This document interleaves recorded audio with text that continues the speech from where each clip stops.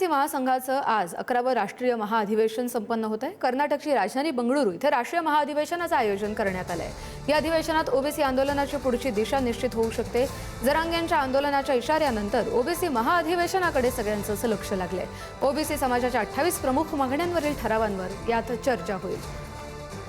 मध्ये ओबीसी मंत्रालय सुरू करावं, स्थानिक स्वराज्य संस्थांमधलं ते आरक्षण कमी झालं त्याला पूर्ववत करण्याकरता संविधानामध्ये बदल करावं, हा तिसरा ठराव राहणार आहे। नॉन क्रिमिलेअरची मर्यादा ही रद्द करावी किंवा 20 लाखापर्यंत करावी, ही आमची मागणी आहे। महत्वाचा ठराव आज जो होणार आहे, महात्मा फुले यांचं हे 200वे जन्मशताब्दी वर्ष आहे।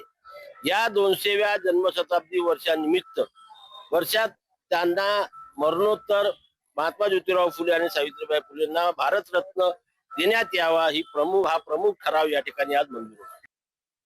याच ओबीसी महाअधिवेशनासंदर्भातले अपडेट घेऊया आपले प्रतिनिधी जितेंद्र शिंगाडे यांच्याकडून। जितेंद्र, कशा पद्धतीने तयारी करण्यात आली आहे, कोणते महत्त्वाचे मुद्दे असतील?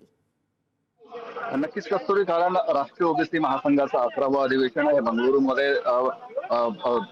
याची सुरुवात होत आहे आणि या कार्यक्रमाला जे आहे ते मोठ्या प्रमाणात ओबीसी बांधव जे आहेत, ते म्हणजे राज्यातील असतील किंवा इतरही शहरातील असतील, तेलंगणा असेल, कर्नाटक असतील, इतर अनेक ठिकाणाहून आलेले आहेत। सध्या जे आहे ते मनोज जरांगे पाटलांनी मराठा समाजाला जे कुणबी प्रमाणपत्र देण्यात येत आहे त्यात घोळ असल्याचा आरोप केलेला आहे, काही रद्द करण्यात आलेले आहे। त्या पार्श्वभूमीवर आज इथे जे सुरू आहे राष्ट्रीय अधिवेशन ओबीसी महासंघाचं, त्यात नेमकं काय भूमिका घेतं ते महत्वाचं पाहणं ठरणार आहे।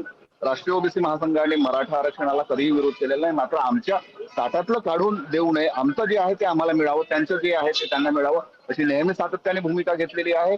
इथे कर्नाटकाचे मुख्यमंत्री डी.के. शिवकुमार येणार आहेत, राज्याचे मुख्यमंत्री देवेंद्र फडणवीस हे येऊ शकले नाही, मात्र त्यांनी आपला व्हिडिओ संदेश दिलेला आहे। त्या माध्यमातून ज्या काही मागण्या राहतील किंवा जे काही ठराव होतील ओबीसी महासंघाचे, त्यावर राज्य सरकार नक्कीच विचार करेल आणि ते ठराव मंजूर करण्याचा देखील प्रयत्न करेल, असंही सांगितलेलं आहे। एकूणच देशातील जे सगळे राज्यातील ओबीसीचे नेते आहेत, सर्वपक्षीय नेते इथे महत्वाचे म्हणजे काँग्रेस असेल, भाजप असेल, शिवसेना असेल किंवा इतरही जे पक्ष आहेत राज्यातील, त्या पक्षाचे नेते आणि पदाधिकारी इथे पोहोचलेले आहेत आणि हा एकूणच राष्ट्रीय स्तरावरचा मेळावा असल्याने यात ओबीसीच्या राष्ट्रीय मुद्द्यावर प्रामुख्याने चर्चा होणार आणि त्या संबंधातील ते ठराव इथे मंजूर करतील। त्यामुळे नेमकं या ठरावानंतर काय होतं त्याकडे आता सर्वांचं लक्ष लागलेलं आहे। धन्यवाद जितेंद्र, दिलेल्या सगळ्या सविस्तर अपडेट्स।